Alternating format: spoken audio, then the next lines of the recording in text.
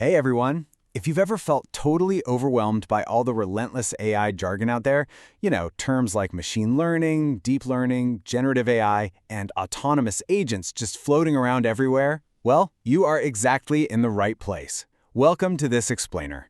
Today, we're going to build a really simple, intuitive roadmap, taking us from the absolute foundational concepts all the way to the cutting-edge frontier of AI agents. Let's jump right in.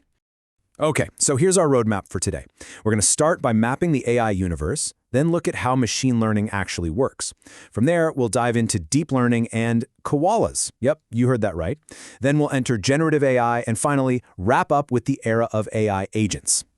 All right, part one, mapping the AI universe. Starting with the outer layer. Think of AI kind of like a set of those Russian nesting dolls, right? And right now, we're basically looking at the outermost, largest doll of the bunch. So artificial intelligence, it's essentially this massive overarching field in computer science where computers are trained to perform tasks that humans are naturally good at, stuff like recognizing visual patterns, processing human voice, or understanding text. But, and this is a really important distinction, not all AI involves learning.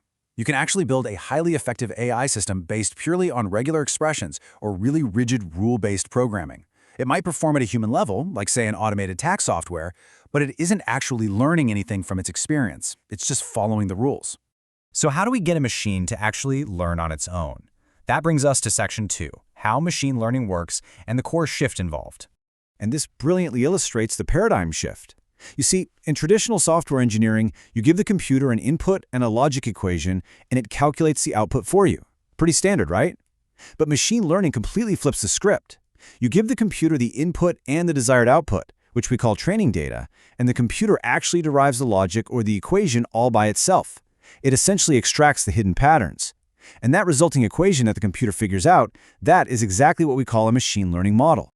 Now, when we talk about these statistical machine learning models, they generally handle two major types of tasks when dealing with structured data. First up is classification. This is all about mapping inputs to fixed, discrete categories. Think about how Google extracts patterns to decide if an incoming email should be bucketed as spam or non-spam.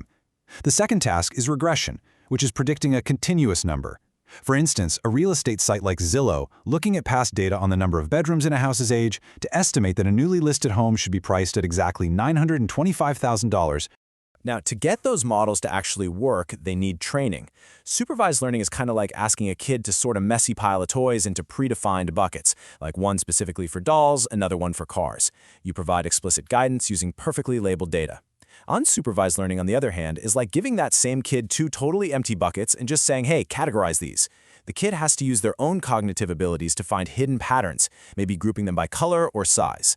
In the business world, we use unsupervised learning to cluster massive amounts of messy, unlabeled data, kind of like grouping similar legal documents together without any human tagging them first. But what happens when our data isn't neatly organized into a spreadsheet? Let's dive into section 3, deep learning and koalas, processing the unstructured.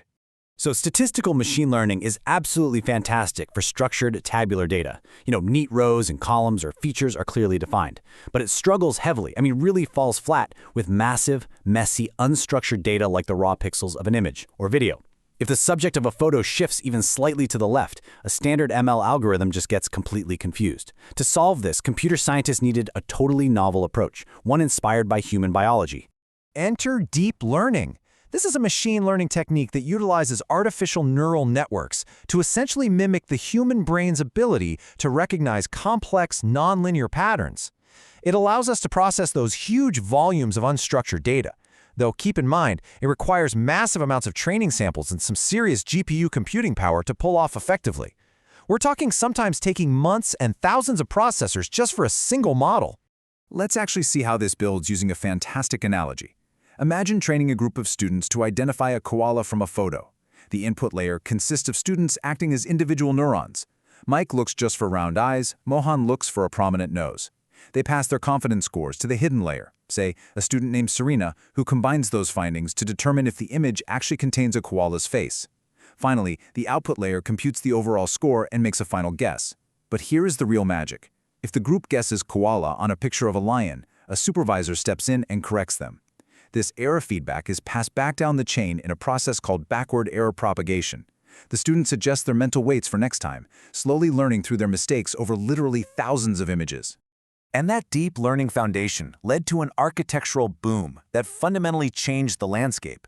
Which brings us to Section 4. Enter generative AI, from analysis to creation. Now, what's really interesting about this is the stark contrast between these two eras. Traditional AI, think pre-ChatGPT era, is designed to analyze, predict, or classify, basically outputting simple labels or numbers. Generative AI, though, is designed to generate completely new content, creative text, realistic audio, or high-definition video.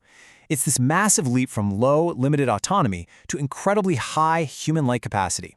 And this was largely driven by a super powerful neural network architecture known as the transformer. But hey, before we start assuming these models are actively thinking, let's ground ourselves with an analogy from the sources about a mimicking bird named Buddy the parrot. Buddy hears someone say, "I'm feeling hungry, I'd like some," and he mimics the word biryani. Now, Buddy doesn't understand what biryani is or even what hunger means.